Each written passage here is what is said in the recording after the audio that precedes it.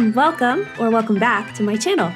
For today's video, I'm going to walk you through the process of how I design chibis. And my model for today is the wonderful, lovely, talented mint phantom. So let's hop right in. I've been drawing chibis for basically as long as I can remember, so here's a collection of chibis that I've drawn from about 2010 to now. And this is not a comprehensive list, but it's more so to show you that there's no right or wrong way to stylize them. That being said, I feel like the most important thing to do when you're designing a chibi is to emphasize the key points of the design. So using my own model as a reference, I would say the key points are the hat, the cowlick, the ribbon necktie, and the cape. And so now that I've identified all of these key points, I'm going to keep them in mind as I shrink down the proportions and exaggerate. Like I said before, you can approach this basically however you want to. The only major rule that I keep in mind and never break is that you want the head to body ratio to be somewhere between 2 and 4 heads tall. When you use this set of proportions, it really focuses on how big the head is and how small the body is, which kind of resembles a baby, and instinctively people tend to find that cute. The final result will look something like either of these, and I made an alternate one where I also exaggerated the socks and the shoes because I thought that would make it look cute. So what does that mean for Mint? Looking at her model, I think that her key points are her headband, the bow on her collar, her big sleeves, and the bow on her back. So that's what I'm going to be focusing on as I draw out the sketch. So here we are in Procreate. At this point, I'm just kind of playing around and having fun, just trying to nail that key pose. And initially I had some trouble with deciding where her legs should go, so I fiddled around with that for a hot minute before eventually deciding, you know what? It's not really the legs that aren't working, it's this other arm. So I moved it. I also decided that I wanted to turn this into a keychain or a sticker, so I'm not worrying too much about getting every single detail down, like super precisely, because it's not gonna show up when it's printed 2.5 or 3 inches tall. So after that, I cleaned up her face a little bit and decided on an alternate expression. And then I cleaned it up one more time so that it would make the line art process a little bit easier.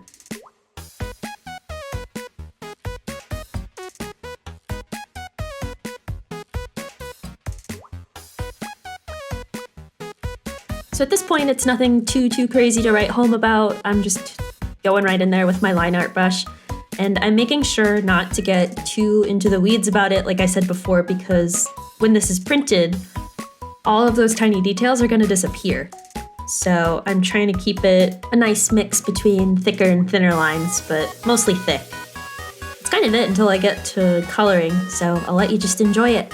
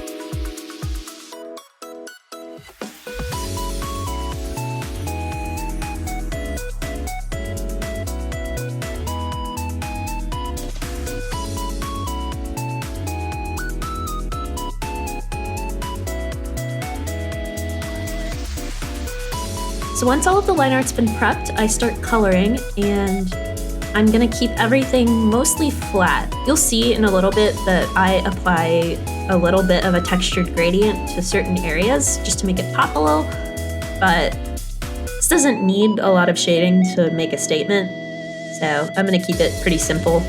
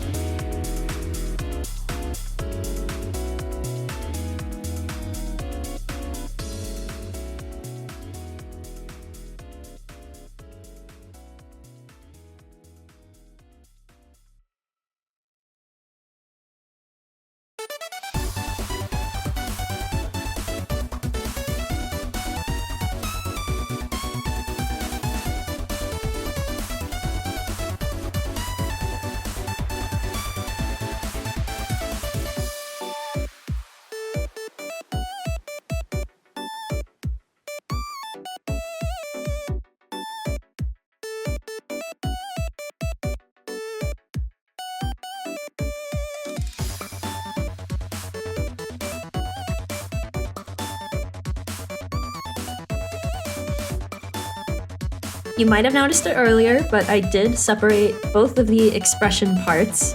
And this is something that I do anytime I'm making art that I want to turn into a double-sided keychain. It's just easier to have it on its own layer with its own folder, because that way, if I did end up wanting to go make any adjustments to the expressions, I can do that without messing with any of the other artwork that won't change.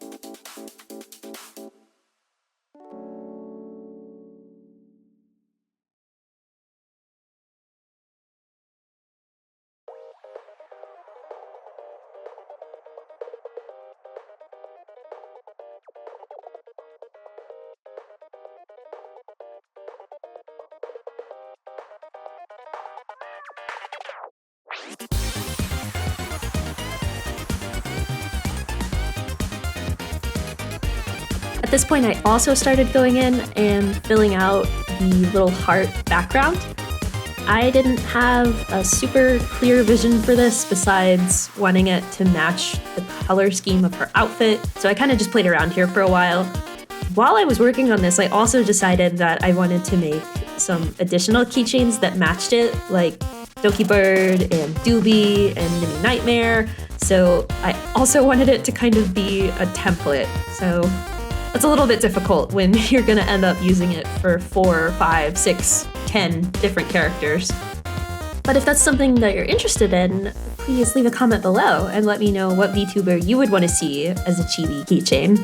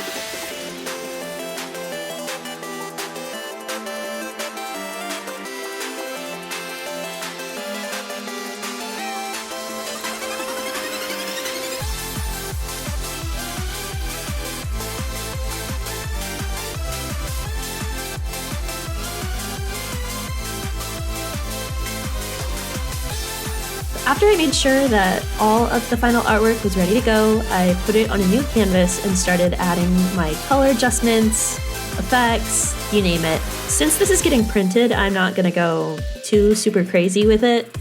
I just added a couple of color adjustment layers, and I also added a retro filter on top of it. I use an app called Cliché for that, but I'm sure that there are other free apps that you could use to achieve that effect, including in Clip Studio. I just use Cliché because it's what I know. And so after I got all of that thrown on the canvas, I just cleaned it up, put the final artwork, and then it was ready to go.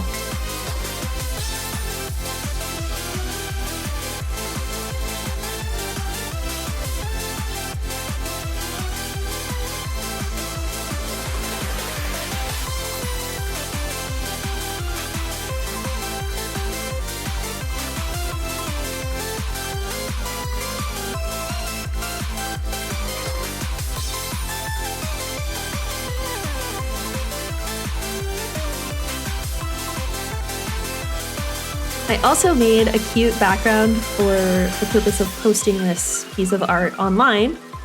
I made it mint themed. It's got cute little ribbons and lots of frilly lace and cute little retro background elements. I'm not somebody who tends to do too super crazy detailed backgrounds. And if you're not either, shout out to you. We're in it together.